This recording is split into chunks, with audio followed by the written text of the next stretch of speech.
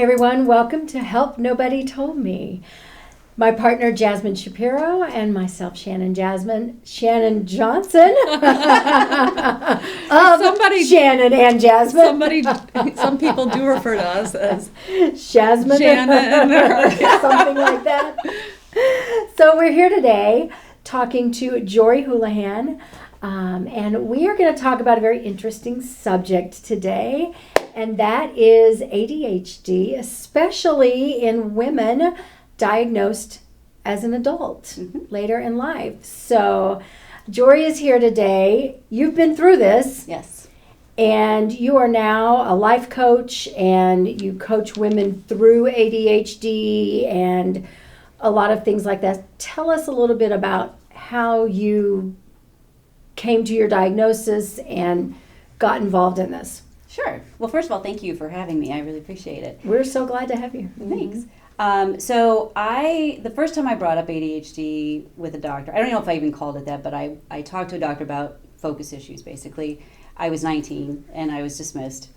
And I tried again over the years, and I was always kind of out of hand dismissed. And I finally just gave up, and I thought, okay, I guess I just don't adult well. And then I got into my Do any of us adult well? I don't know. Yeah, well, sometimes.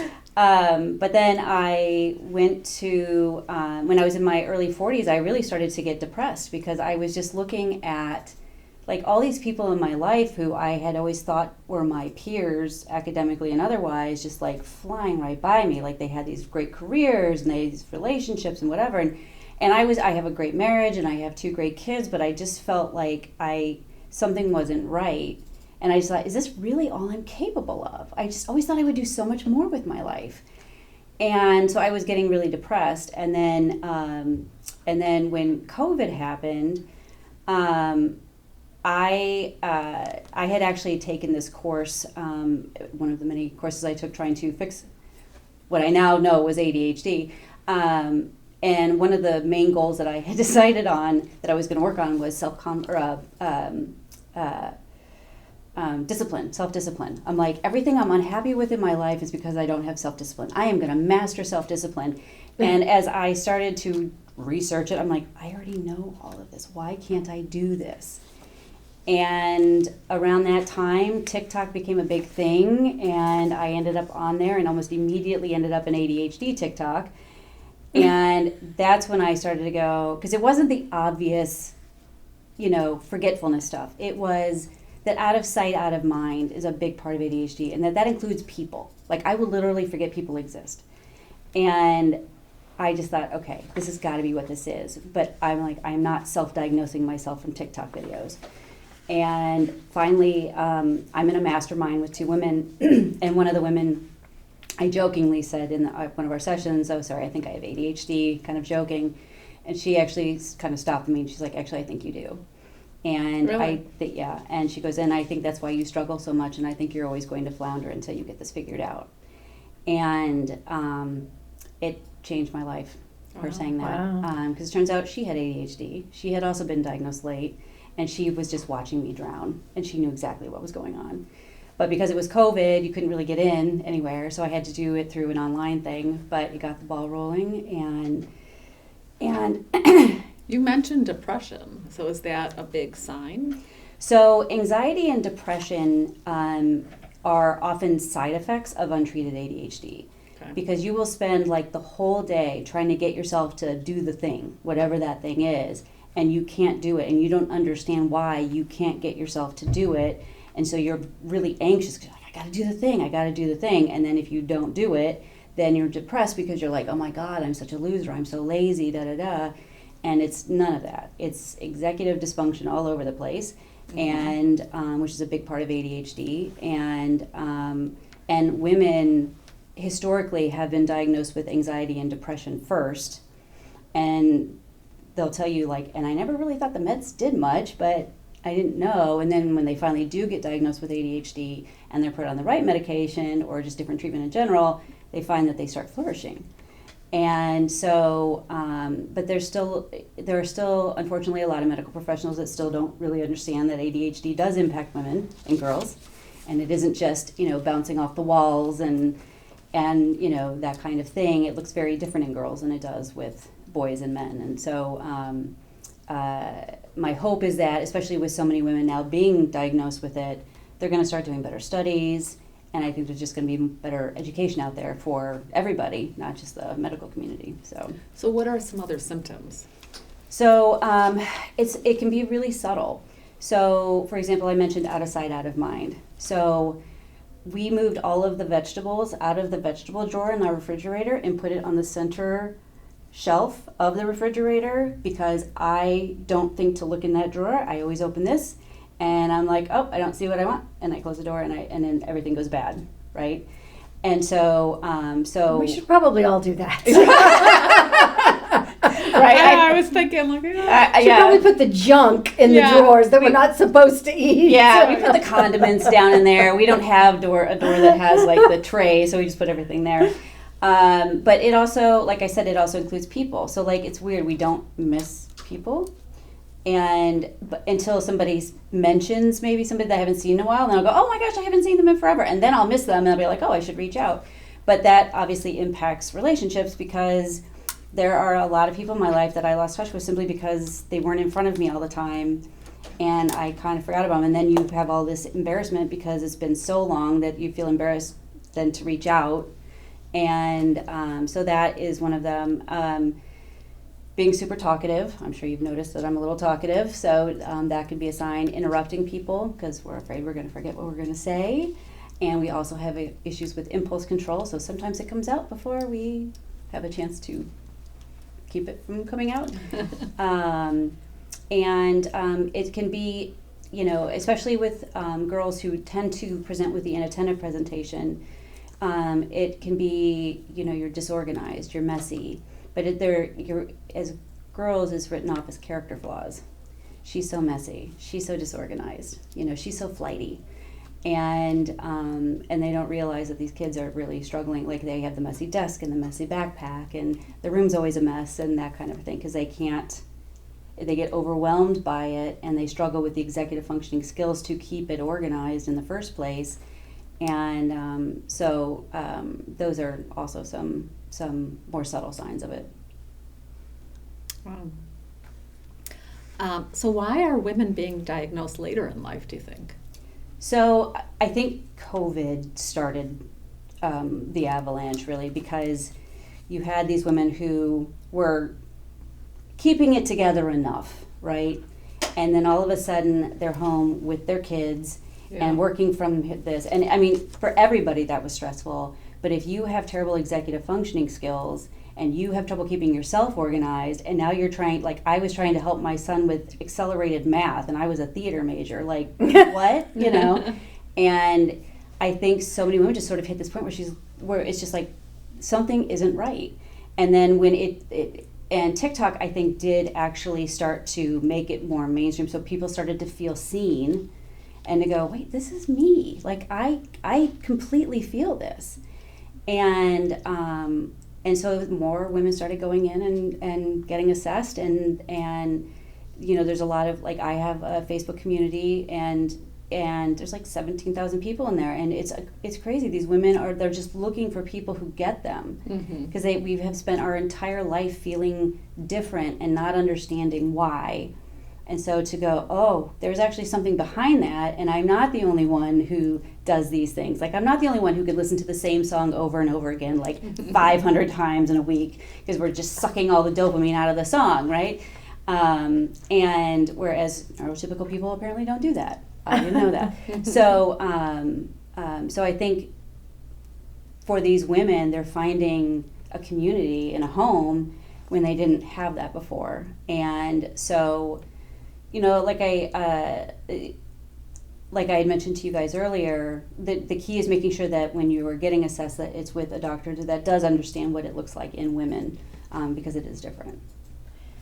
You said executive functioning, and I know we hear that term thrown around a lot. For our listeners, explain exactly what you mean when you say executive functioning. Yeah, so executive functioning are things that we do on a day-to-day basis to get us through our day. So it's time management, prioritization, organization, self-awareness,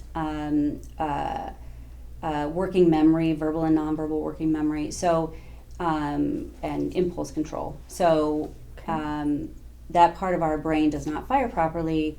And so for a lot of us, it just doesn't quite work. So for example, prioritizing is a challenge because neurotypical people, they'll put the most important thing like at the top of the list, and then the next most important thing will go under that, and then the next most important thing will go under that, etc.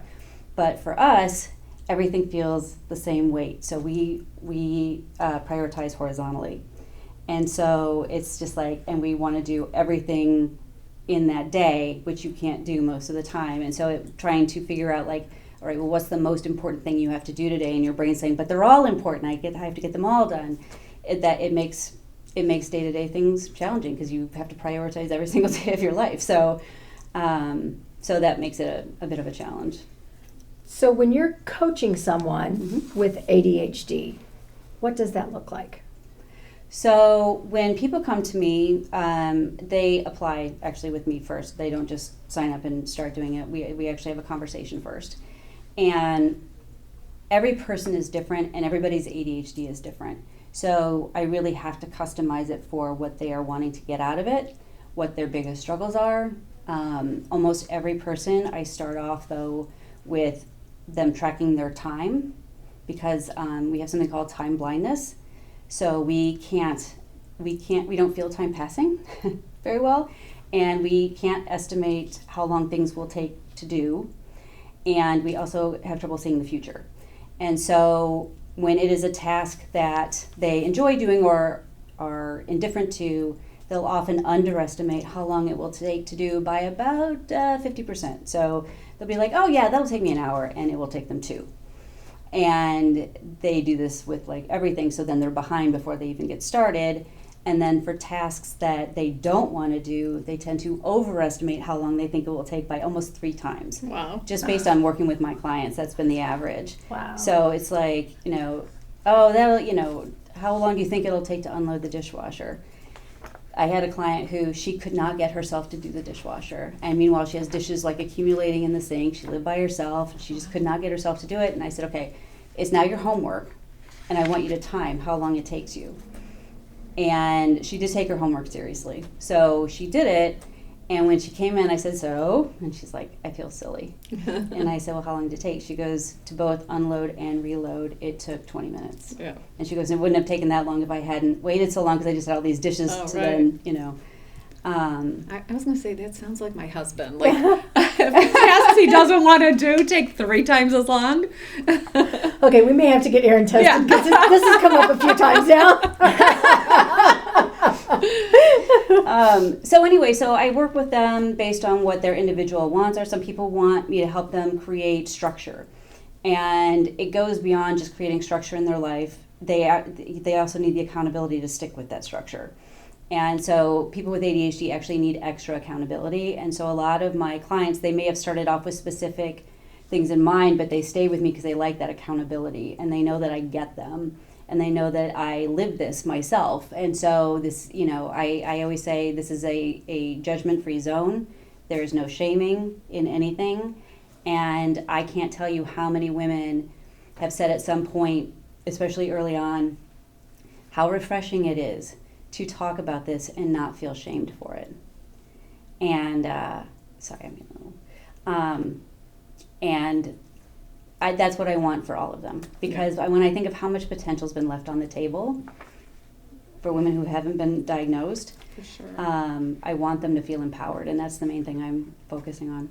Well, and especially as women, we tend to manage the household, and that even in 2024, that's still an expectation. Mm-hmm. And so if you're struggling with that and you feel like you're failing, then your self-confidence and everything starts to really sit on that, hence the depression, the anxiety. Mm-hmm. So it just all magnifies all of that. Yeah, and then, the divorce rate for people with ADHD is very high, in part because of that. And if you have a spouse that doesn't have it and they still think it's not a real thing or they don't really want to learn about it, it will be incredibly challenging to stay in that relationship. And also, ADHD is very heritable. So if one parent has it, almost always, at least one of the kids has it. I heard somebody joking that, when they took their kid in, the doctor was like, all right, so which one of the parents has it? Because it's like almost assumed. Yeah. And so then you're trying to manage ADHD kids, which is a whole other ballgame because their frontal lobe isn't fully developed yet, and that's where a lot of our challenges are to begin with. And they say that kids with untreated or undertreated ADHD hear over 20,000 more negative comments than their neurotypical peers by the age of 12. Wow, I believe that.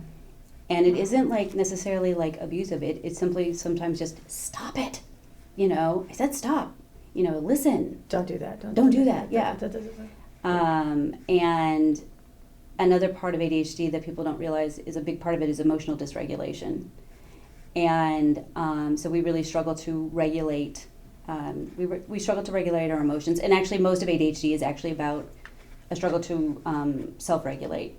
So most people think that it's a deficit of attention because it's in the name, and by all accounts, it's a really poorly misnamed condition. Our brain actually wants to pay attention to everything. And so we can't always regulate where that attention goes.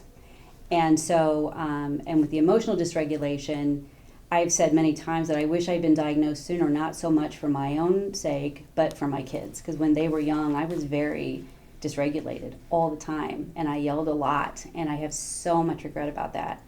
And I've also, though, had conversations with my kids since my diagnosis and learning these things to kind of explain. And I think that actually did go a long way with them. But there are so many moms out there who just think they're just a really terrible mom, when it's just they are very dysregulated and they don't know that. They don't know why. Right. But for them, having seen you overcome that challenge, Mm-hmm.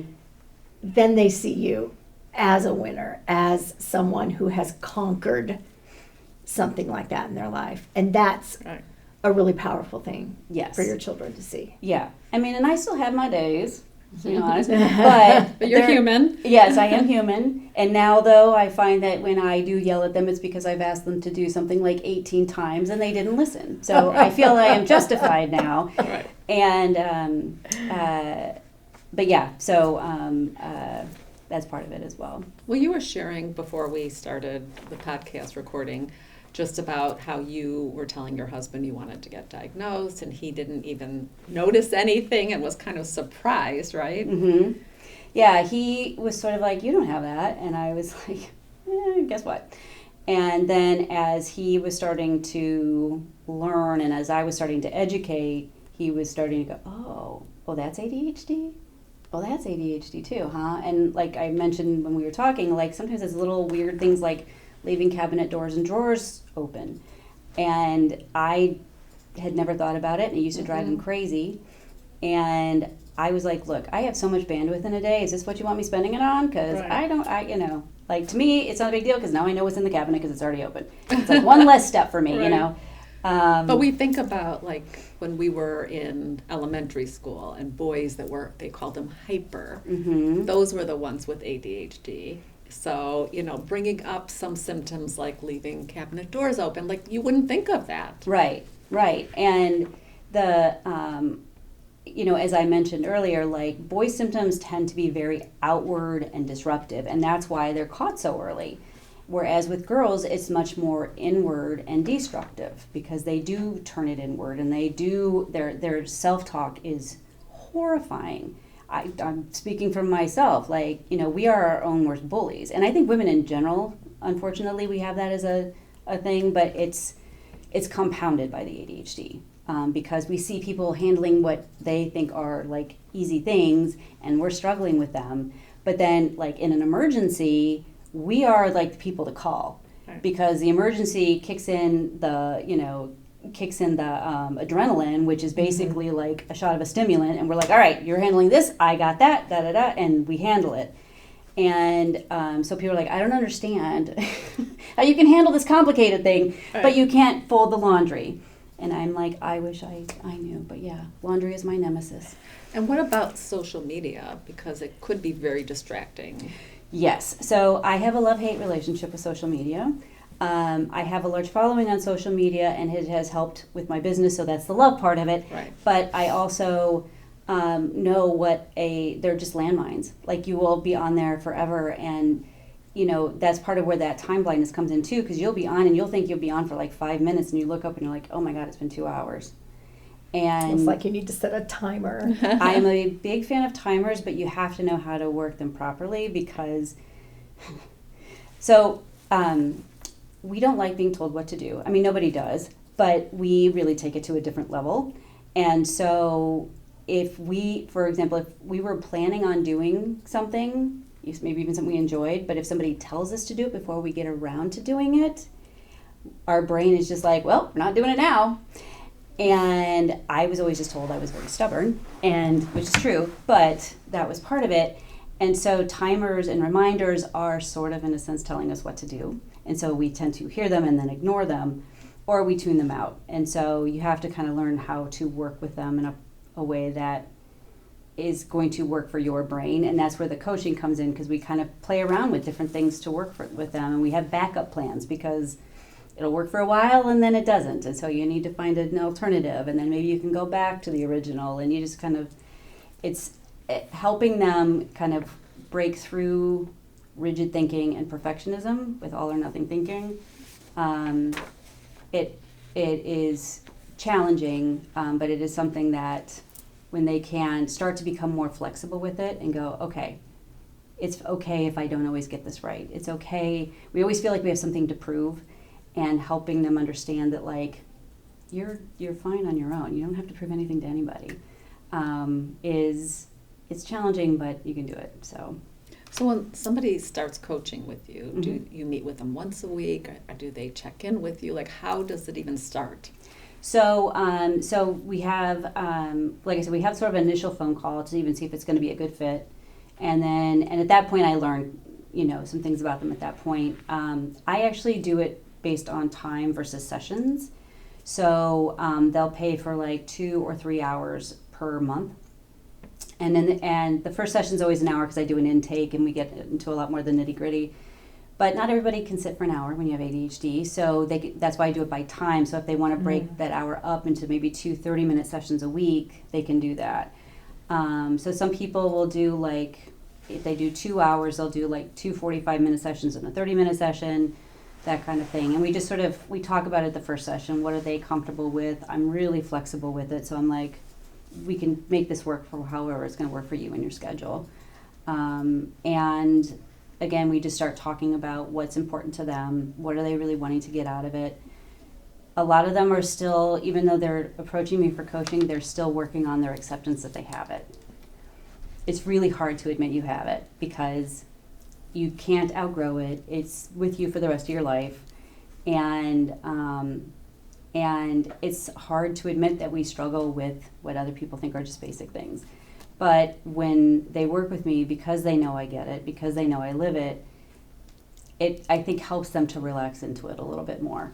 And I always tell them, if you didn't do your homework, don't skip the session.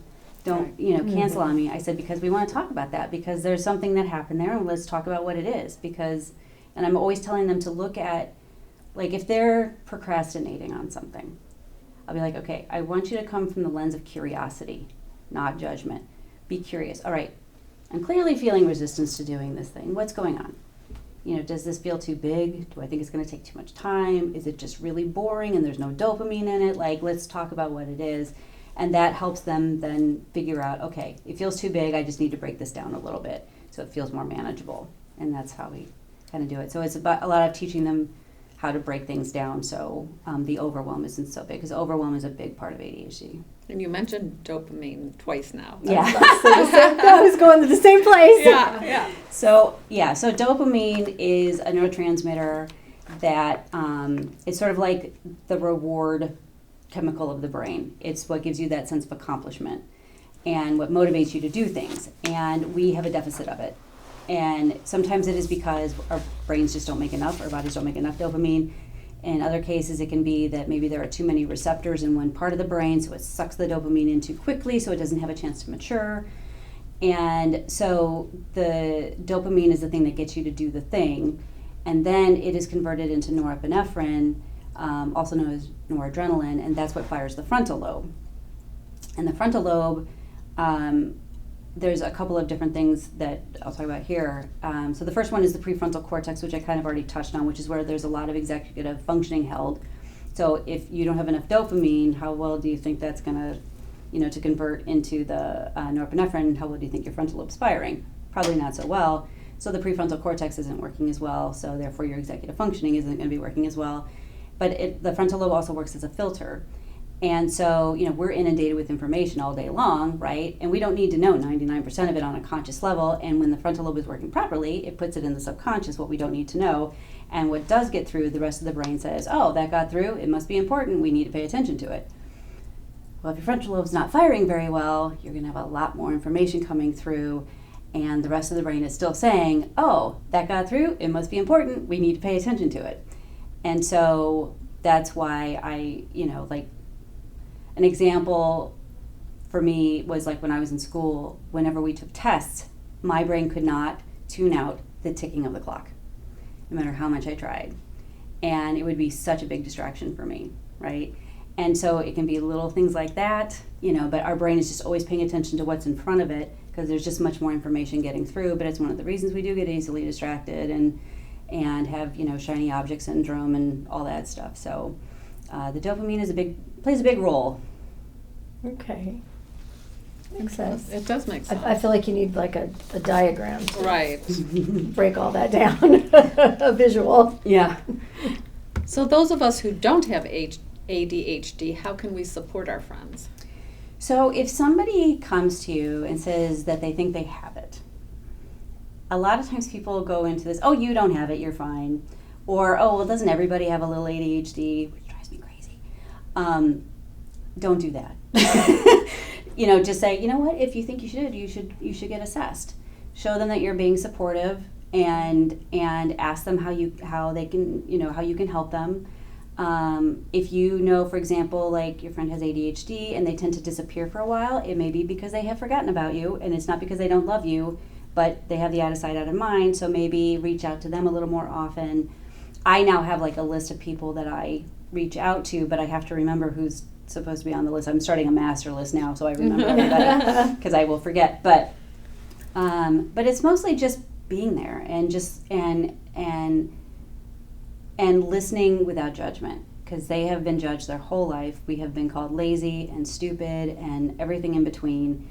And so when they feel that they're in a safe place to be themselves, because what I really want for them is to be authentic. I want them to feel like they can be their weird, quirky self and feel empowered by that. And so when so if you are the loved one of one of those people, just let them be them. They'll start to unmask as they start to accept their diagnosis and things that they've been holding in and whatever, because they thought, oh, people will think this is weird. They start to unconsciously start to let some of that stuff go. Is that how you get the trust from your clients? Because you obviously are living it, so yeah. They feel you can relate. Yes, yeah, and I often hear, I feel like my ADHD got worse after I got diagnosed, and I'm like, no, you're just much more aware of what's showing up, mm-hmm. and you're also unconsciously masking, because now that you got that diagnosis, it's very validating. And so then you kind of are just sort of like, oh, I don't need to hold this in. I know this is a real thing, right? And, but they are like, but I feel like it's worse. I'm like, no. And then the other thing in terms of how people can support, often when somebody's first diagnosed, they'll be accused of blaming everything on their ADHD. But they're not really blaming it, they're naming it. They're going, oh, this is ADHD. Oh, this is ADHD. So if you have someone in your life who's doing that, just be like, oh, did you just realize that's part of your ADHD? Just go with it. Don't be like, oh, you're blaming everything on it. I tell my clients, I tell my kids, and I tell myself regularly, ADHD is an explanation. It's not an excuse. You still have to figure out how to make it work. But in the beginning, like I said, they're just naming it. They're going, I had no idea this. It impacts money. It impacts health. It impacts so many. I mean, I could talk about this for hours. So, what about coworkers? If you have a coworker that has some ADHD characteristics that maybe disrupt the flow Are you of trying to tell me something? things like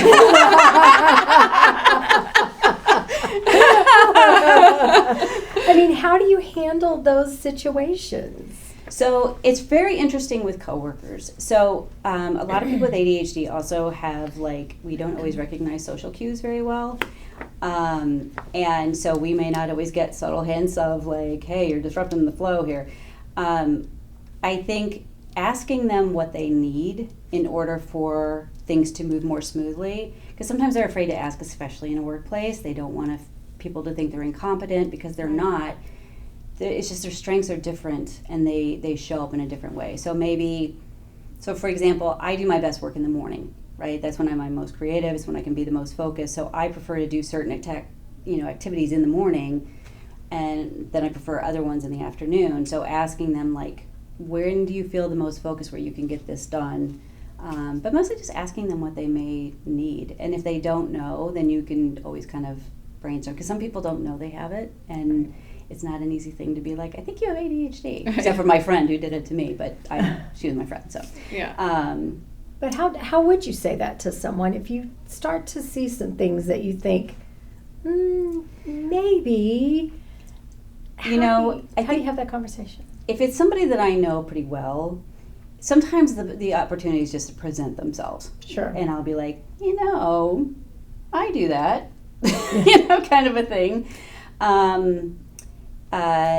Sometimes you just sort of have to, like, if I notice there's a certain behavior, I may bring it up that, I was working with a client on this, and it'll be that behavior, just to sort of get the ball rolling with them to start thinking, maybe this is me. So for us saying something like that, I was doing a podcast. Yeah. We were talking to this lady about ADHD, and she said da da da da da. Yeah. Yeah. This is a symptom. Oh. Yeah. Yeah, exactly. It's a hard thing to bring up because there are a lot of people who don't think it's a real thing still. They think it's just an excuse for laziness. Or that people are. I spent most of my life thinking I was dumb. I was the only one of my friends in school that wasn't in the National Honor Society. I was behind. It took me 3 years to get through a 2-year college, and then I took a year off, and it took me another 3 years to get through the next 2 years. I got 2 years of college. But when I went to school for massage, because I was a clinical massage therapist at one point in time, I aced everything, including all the sciences, because I was really interested in it. And when we're really interested in something, we will know everything about it, and we can stay really focused on it. And but if we're not interested in it, it's really challenging for us to stay focused. So if you have coworkers that maybe have an interest that maybe you don't have, but they do, you could always help each other out in that department. Like there's ways to work with it. You just have to, communication I always find is the best way to handle it. So you mentioned there's medication for it, Mm-hmm. and then obviously you give them coaching tips Mm-hmm. on how to manage some of the struggles, right? Mm-hmm. For instance, the timer, some of the things you talked about. Mm-hmm. Yeah.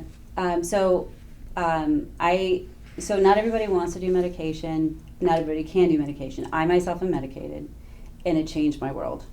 I did not do it right away. I thought once I was diagnosed, I'm like, well, now that I know what this is, I could totally handle this on my own. I did not. And the same friend who convinced me to get assessed reached out a few months later, and she's like, you haven't started meds yet, have you? Like the first thing out of her mouth, I'm like, is it that obvious? She's like, yes. And so she's like, look, I think I know, but she goes, I think it's really going to help you. I don't think you're going to need that much. And so I finally talked to my doctor about it and started it, and it just changed everything for me. But not everybody has that as an option. And as they say, pills don't teach skills. So I was finding myself with motivation, and I still didn't have the executive functioning to pull anything off. So I had to still learn a lot of skills in order for myself to... It's the combination. Yeah, that the worked combination. For you. Yeah. For me, the best combination is medication with exercise. A lot of people, they say intense cardio can be helpful. The medication is just, it works very quickly if you're using a stimulant. If you're doing a non-stimulant, that is usually one that has to build up in your system over a period of time, usually, and it takes longer to find out if it's going to work for you or not. Some people have really good luck with that as well. But I also think that therapy, especially in the beginning, I didn't really get angry about my being blown off for so long until I started meds. And I went, oh my God, this is what everyone's been working with naturally? And I realized I had been living my entire life with my hands tied behind my back and didn't even realize it. And I got really angry, and so anyway, so I worked with my therapist on it. She was like, I was wondering when this was going to kick in, So I think the therapy is really helpful, and therapists like the coaching because that's the day-to-day stuff that they don't really do and they don't really want to do. They want to deal with the emotional components of it, and I help people with the day-to-day aspect of their life. So There's two different baskets. yeah, but they work really well together. So Well, for our listeners, we are going to put all your contact information in our show notes. Thank So you. if somebody does want to reach out, I'm sure that you will be available to them. Yep. Absolutely. And we're so glad you joined us today. This has been so informative. Yeah. Whether you have ADHD or you know someone with ADHD or someone who needs to be diagnosed, like maybe Erin.